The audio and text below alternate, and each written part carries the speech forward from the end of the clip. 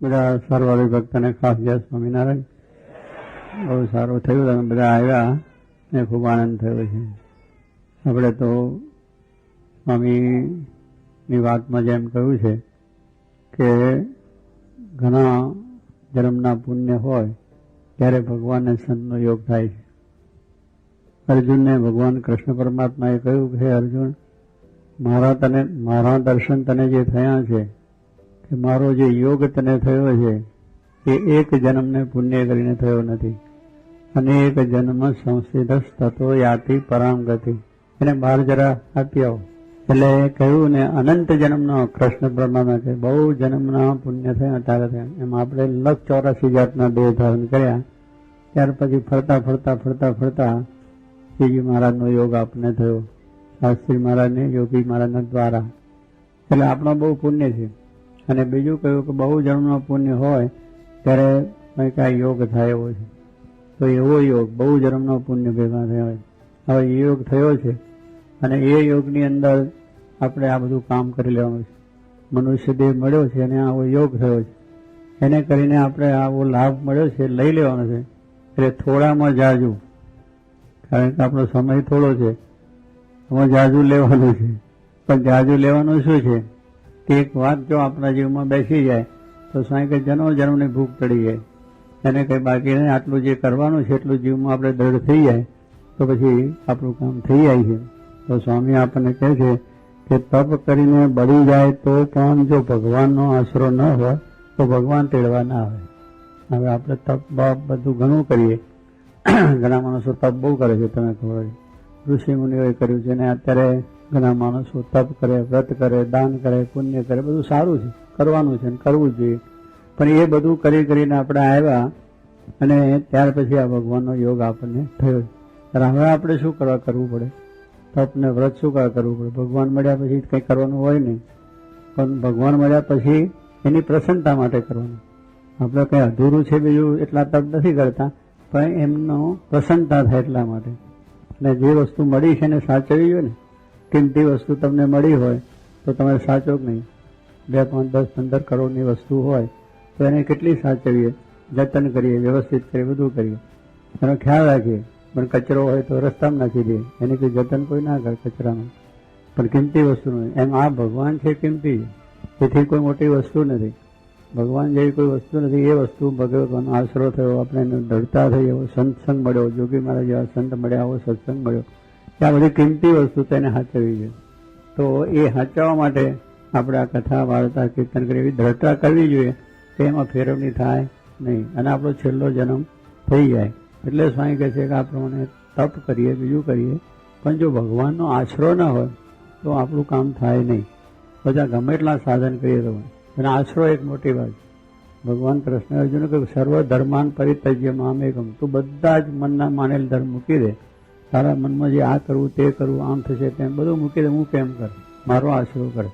ભગવાનનો આશરો કર્યો તેનો વિજય થઈ ગયો. એમ આપણે પણ શ્રીજી માનો એવો આશરો દ્રઢ કરીએ અને યોગી માને વિશે દ્રઢ આપણી ગુરુ નિષ્ઠા રાખીએ તો આપણો પણ બેડો પાર થઈ જાય. બીજું કંઈ કરવાનું. એટલે તપ કરીને બળી જાય તો પણ ભગવાન તેડવા ના આવે, કારણ આશરો નથી. જો આશરો હોય તો કોઈ આપણે દરિયામાં જવું છે પણ આશરો ના હોય તો, વાન હોય તો બેસી જઈએ તો આશરો થયો તો પાર ઉતરી જવાય. એમાં સંસાર સાગરમાંથી પાર થવું છે તો ભગવાનનો આશરો અને ગુરુ એના નાવિક. નાવિક જો બરોબર ના હોય તો પાછું આપણે વચ્ચે ડૂબી જઈએ. આપણો આશરો નાવ તો સારું છે અને આપણો દેહ એ પ્રમાણે છે. પછી આ ગુરુ છે એના નાવિક છે અને ભગવાન છે અનુકૂળ વાયુ. જો અનુકૂળ વાયુ ના હોય તો દરિયામાં ક્યાંય વાહન ફગાઈ જાય. અનુકૂળ વાયુ ના હોય તો વાયુ ક્યાં લઈ જાય, આમ જવું આમ જતું રહે. એટલે બધી વસ્તુ અનુકૂળ જોઈએ. નાવિક હોય તો જ બરોબર ચાલે કામ. સ્વામી કહે છે કે નાવિક હોય તો બધું થાય ને ભગવાન અનુકૂળ થાય. બે વસ્તુ છે, ભગવાનની કૃપા થાય. એટલે મનુષ્યરૂપી દેહ નાવ છે અને એ નાવથી બહુ સાગર તરવું છે તો એની અંદર જો આપણે એને ગુરુ નાવિક આપણા સારા હોય તો વ્યવસ્થિત રીતે આપણે લઈ જાય. એટલે આવી રીતનો જોગ મળે છે. એટલે સ્વામી કહે છે કે તપ કરી મળીએ તો ભગવાનનો આશરો ન હોય તો ભગવાન તેડવા ના આવે. આપણે ભગવાન તેડવા આવ્યા છે. જોકે શ્રીજી માના વખતમાં આપણે જાણીએ છીએ કેટલાને ભગવાન તેડવા આવે. જેને જેને આશરો છે એને મહારાજ પોતે દિવ્ય રૂપે આવીને તેડીને લઈ જાય. એટલે આશરો મોટી વાત છે. કહેવાની વસ્તુ છે આશરો મકાનનો છે, શાંતિથી બેઠા છે બહાર હોય તો તડકો આવે ને વાયરો આવે ને પવન આવે, બધું વરસાદ આવે, પણ આશરો છે તો શાંતિથી બેઠા. એમ ભગવાનનો આશરો હોય તો પછી સંસારમાં તમે ગમે તે નોકરી કરો, ધંધો કરો, અમેરિકા, જાપાન, બધે ફરો, પણ આશરો હોય તો તમને વાંધો આવે નહીં અને ભગવાનના ધામમાં જવાય. તો શું કહે છે પછી કહે છે કે હિંદોળા ખાટમાં સૂઈ રહે, દૂધ શાક અને ચોખા જમે, સેવાના કરનાર અને રડનારા બીજા હોય તો પણ તેને અંતરમાં અંત સમયે વિમાનમાં બેસીને બેસાડીને ભગવાન તેડી જાય. અમીન સાહેબ, Subhashbhai, how are you? Thank you very much. વાહ, હા, તમારે આવું થઈ ગયું છે ને? બરોબર. તમે દૂધ ચોખા જમો, હિંડોળામાં ફરો, મોટરમાં ફરો, મર્સિડીમાં ફરો, રોસબેરમાં ફરો, બંગલામાં ફરો, પ્લેનમાં ફરો, કઈ વાંધો નથી. આશરો દર્દ બરોબર રાખવાનો. બસ શ્રીજી મહારાજ સાક્ષાત ભગવાન છે, યોગી મહારાજ ગુરુ છે. આશરો આપણે છે તો શું કે દૂધ શાક અને તમે આમ ખાતા ખાતા ભગવાનના ધામમાં તપ બપ નહીં કરવું પડે. માટે એવું બસ આવ્યો, ભગવાન આપણને આ મળ્યા છે. આ વાત પણ યાદ રાખજો કે આપણો આશરો ડગે નહીં, આશરામાં ડગમગાટ થાય નહીં. જ્યાં સુધી ડગમગે ત્યાં સુધી નવ ભ્રમ પ્રકાશ છે. જ્યાં સુધી મનમાં સંકલ્પ હોય ભગવાન હશે કે નહીં હોય, આપણું કલ્યાણ કરશે કે નહીં કરે, એ શંકા નહીં કરવાની આવે. શ્રીજી મહારાજ સાક્ષાત ભગવાન છે ને જોગી મહારાજ જેવા સાક્ષાત ગુરુ મળ્યા છે એટલે અક્ષરધામમાં આપણે જવા છે. આપણે હરખા રહેવાનું. હરખા એટલે શું કે આશરો મૂકવાનો. કારણ કે આપણે આગા પાછા થઈએ, પાછું અહીંથી મૂકીને બીજે જઈએ, બીજે મૂકીને ત્રીજે જઈએ, એક આશરો મૂકીને બીજો આશરો, ત્રીજો આશરો, એક ગુરુ મૂકીને બીજો ગુરુ, ત્રીજો ગુરુ, બધું ગોતવા જઈએ તો રખડી પડીએ, જિંદગી જતી રહે. કેટલાક લોકો ગુરુ ગોતવામાં જિંદગી જાય, ભગવાનનો આશરો કરવામાં જિંદગી જાય, તો એમને રહી જાય.